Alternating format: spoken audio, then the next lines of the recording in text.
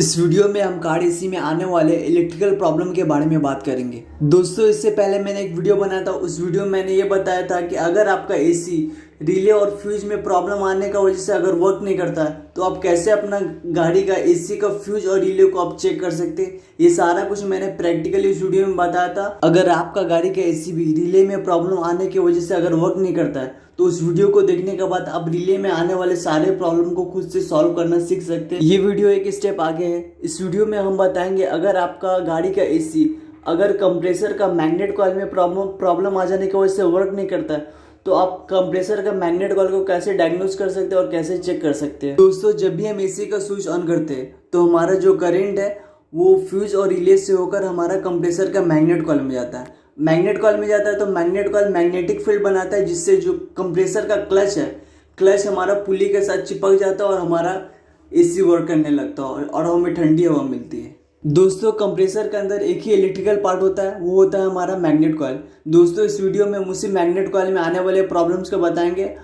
दोस्तों, कंप्रेसर का magnet coil को चेक करने के लिए सबसे पहले हमें कंप्रेसर में जो तार जाता है उसको खोलना होता है। तो इस पर्टिकुलर गाड़ी में सिर्फ एक तार जा रहा, सिर्फ एक तार का जैक है, तो उस जैक को मैंने खोल दिया। और किसी किसी गाड़ी में दो तार का जैक होता है, एक से मेन आता है, एक से अर्थ आता है। मैग्नेट कॉइल को चेक करने के लिए हम इस टेस्ट लैम्प का हेल्प लेंगे। अगर आपके पास टेस्ट लैम्प नहीं है, इस तरह का टेस्ट लैम्प नहीं है, तो आप कोई भी बल्ब यूज़ कर सकते हैं जो 12 वोल्ट डीसी पे चलता हो।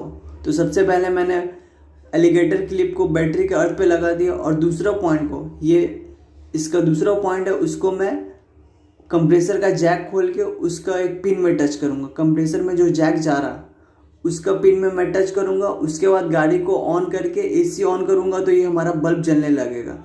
जो टेस्ट लैम्प मैं बनाया हुआ वो जलने, इसका एक पिन में जैसे आप देख सकते हैं वो हमारा जैक, उसका एक पिन है, उसमें सिर्फ एक ही पिन है, उसमें मैं टच करना, उसमें हमारा मेन करंट आता है।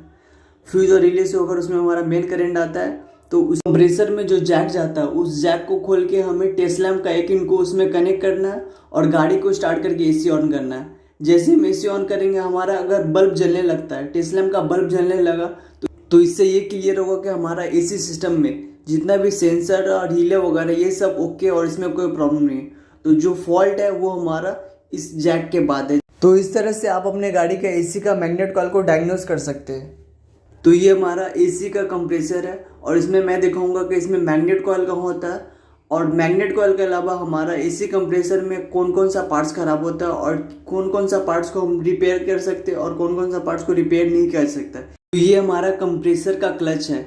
जब हम एसी ऑन करते हैं तो यही क्लच इस पुली के साथ चिपक जाता है और इसी का आवाज़ हमें कट से आवाज़ जो आता है ये इसी क्लच का आवाज़। ये क्लच जल्दी खराब नहीं होता है, लेकिन अब अगर आपका कंप्रेसर का पुली में कोई प्रॉब्लम आता है तो पुली की वजह से हमारा क्लच खराब होता है। तो सबसे पहले हम क्लच को खोल लिया, उसके बाद हम कंप्रेसर का वो पुली को खोलेंगे। पुली का खोलने के लिए एक स्प्रिंग होता है, तो स्प्रिंग को सबसे पहले हम खोलेंगे। तो स्प्रिंग खोलने का प्रोसेस जारी है।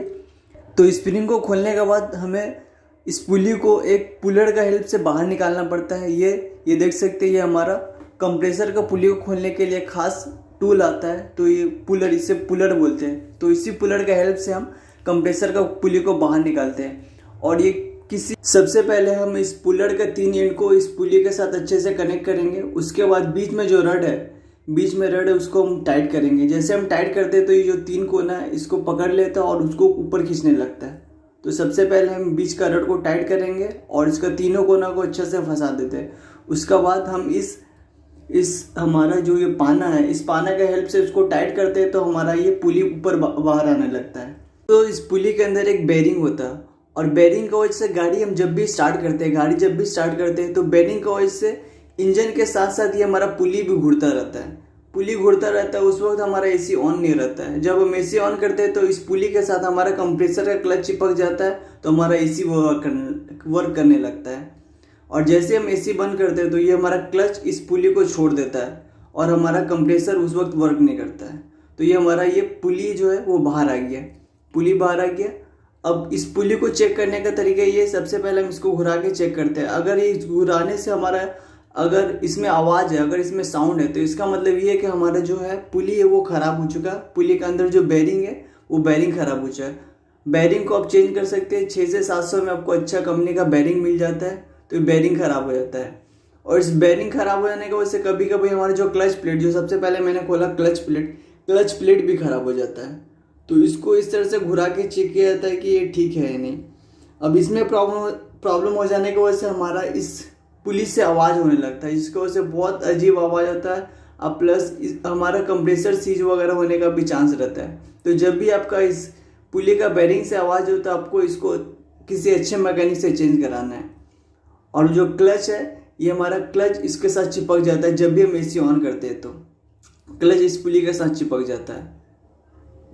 अब हम वीडियो को मेन टॉपिक पे जाते हैं। ये हमारा मैग्नेट कॉल को खोलने के लिए हमें इस बीच का स्प्रिंग को खोलना पड़ता है। तो सबसे पहले हम स्प्रिंग खोलेंगे। स्प्रिंग खोलने के बाद हमारा जो ये मैग्नेट कॉल ये बाहर आ जाता है। तो दोस्तों, इस मैग्नेट कॉल को आप गाड़ी का बाहर भी चेक कर सकते हैं कि हमारा मैग्नेट कॉल ठीक है या नहीं। तो सबसे पहले हम इसको स्प्रिंग को खोलेंगे। स्प्रिंग जैसे खोलते हैं तो हमारा ये मैग्नेट कॉल बाहर आ जाता है।